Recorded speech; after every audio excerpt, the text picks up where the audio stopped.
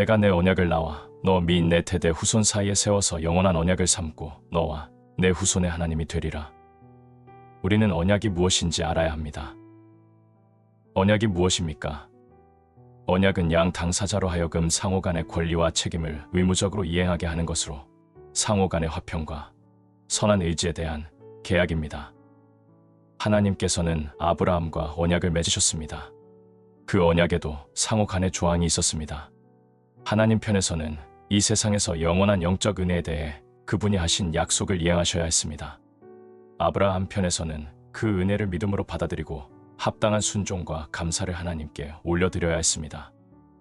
우리는 그 언약을 하나님과 인간 사이의 상호 간의 계약 혹은 합의라고 정의합니다.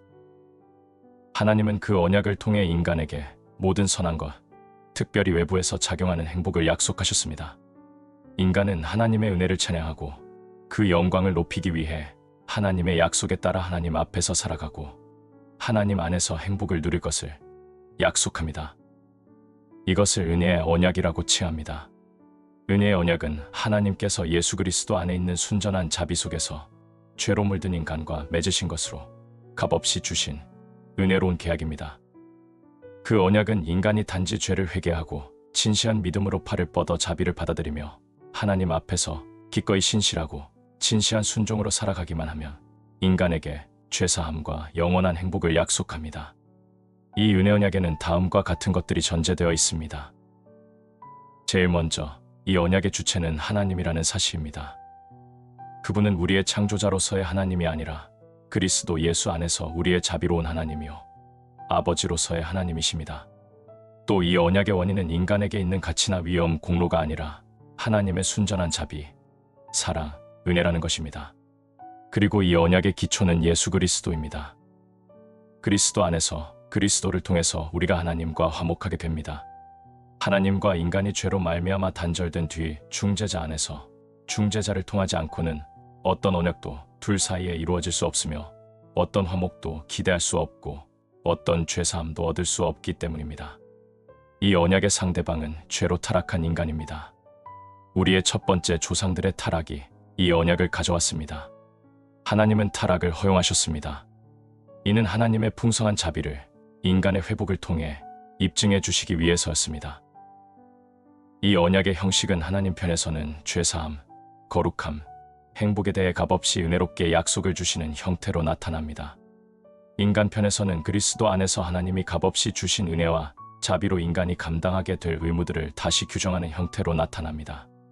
이 언약에서 인간에게 요구되는 조항들은 죄에 대한 회개와 약속에 대한 믿음, 그리고 하나님의 말씀을 따라 하나님을 경외하고 경배하며 순종하는 것입니다. 우리는 하나님께서 창세기 17장의 언약에 앞서 15장에서 아브라함과 언약을 맺으시는 것을 볼 수 있습니다. 그런데도 하나님은 17장에서 다시 새로운 언약을 맺으십니다. 이는 앞에서 하신 언약을 폐기하는 것이 아니었습니다. 오히려 앞에 언약을 새롭게 하고 확증하는 것입니다. 아브라함은 처음에 언약에 대해서 주저하거나 의심을 가졌을 수도 있습니다. 그러나 하나님은 아브라함에게 하나님의 뜻과 목적에 오류가 없음을 확신시켜 주십니다. 어떤 인간이라도 하나님께서 인간과 언약을 맺으실 만큼 크신 은혜를 베풀려고 하신다는 말을 들을 때 그는 즉시 기드온이 했던 것처럼 이렇게 말할 것입니다. 오 주여, 내가 무엇으로 이스라엘을 구원하리이까 보소서. 나의 집은 므낫세 중에 극히 약하고 나는 내 아버지 집에서 가장 작은 자니이다. 그런 반응을 막기 위해 하나님께서는 언약을 확증하려고 하십니다. 때로는 그분의 약속을 통해, 때로는 그분의 맹세를 통해, 때로는 그리스도의 피를 통해, 때로는 인치심을 통해 언약을 확증해 주시는 것입니다. 그래서 바로 이 부분에서 할례라는 인치심을 덧붙이신 것입니다. 너희는 보피를 베어라. 이것이 나와 너희 사이의 언약의 표징이니라. 그것은 무지개에 대해 말씀하셨던 것과 같습니다. 내가 내 무지개를 구름 속에 두었나니 이것이 나와 세상 사이의 언약의 증거니라. 내가 나와 너희와 및 육체를 가진 모든 생물 사이에 내 언약을 기억하리니 다시는 물이 모든 육체를 멸하는 홍수가 되지 아니할지라. 무지개가 구름 사이에 있으리니 내가 보고 나 하나님과 모든 육체를 가진 땅의 모든 생물 사이에 영원한 언약을 기억하리라. 이 방식을 따라 언약의 표징과 인침이 나옵니다. 하나님은 말씀하십니다. 할례를 하라. 그러면 내가 할례를 보고 내가 너와 한 언약을 기억할 것이다. 나는 너에게 한 모든 약속을 이행할 것이다. 할례가 언약에 대해 어떤 의미를 갖고 있겠습니까? 여러 가지 의미가 있습니다. 할례는 피를 흘려야만 할 수 있었습니다. 언약이 메시아의 피 속에서 아직 세워지지 않았기 때문에 할례라는 의식을 행해야 했던 것입니다. 분명히 할례 안에는 많은 상징적인 의미가 들어 있었습니다. 할례라는 의식 자체는 아무것도 아니었지만 믿음의 족장들을 그리스도의 피로 이끌어주는 역할을 했습니다. 즉, 그리스도의 피로 죄가 씻어지는 것을 확신시켜준 것입니다. 또한 할례는 성령을 통한 마음의 할례를 표징했고 그 표징을 보고 하나님께서 받아들이신다는 것도 알려주었습니다. 하나님은 할례를 보시자마자 언약을 기억하고 확증하십니다. 그리고 아브라함과 그의 후손들에게 언약을 이행하십니다. 내가 내 언약을 나와 너 및 내 대대 후손 사이에 세워서 영원한 언약을 삼고, 이 언약의 두 당사자는 하나님과 아브라함입니다. 하나님 편에는 삼위일체 하나님과 축복의 천사들, 하늘의 만군이 있습니다. 아브라함 편에는 그의 모든 후손이 있습니다. 그러나 다음과 같은 제한이 있습니다. 이스라엘에게서 난 그들이 다 이스라엘이 아니요, 또한 아브라함의 씨가 다 그의 자녀가 아니라 오직 이삭으로부터 난 자라야 내 씨라 불리리라 하셨으니, 곧 육신의 자녀가 하나님의 자녀가 아니요 오직 약속의 자녀가 씨로 여기심을 받느니라. 따라서 이 언약은 이스마엘 사람들과 같은 아브라함의 육신적인 후손들에게는 확장시킬 수가 없었습니다. 그들은 금세 아브라함의 가문과 아브라함의 믿음을 버리고 떠났기 때문입니다. 하나님은 말씀하셨습니다. 아니라 내 아내 사라가 내게 아들을 낳으리니 너는 그 이름을 이삭이라 하라. 내가 그와 내 언약을 세우리니 그의 후손에게 영원한 언약이 되리라. 이삭과 그의 후손에게 언약하신 것입니다. 그 말은 곧 아브라함의 영적인 후손과 언약을 세우신다는 뜻입니다. 아브라함의 영적 후손에는 첫째, 모든 믿는 유대인과 둘째, 모든 믿는 이방인이 포함됩니다. 그들 모두를 아브라함의 믿음의 발자취를 따라 걷는 아브라함의 영적 후손이라고 부를 수 있습니다. 그리고 그 약속은 계속해서 전해 내려옵니다.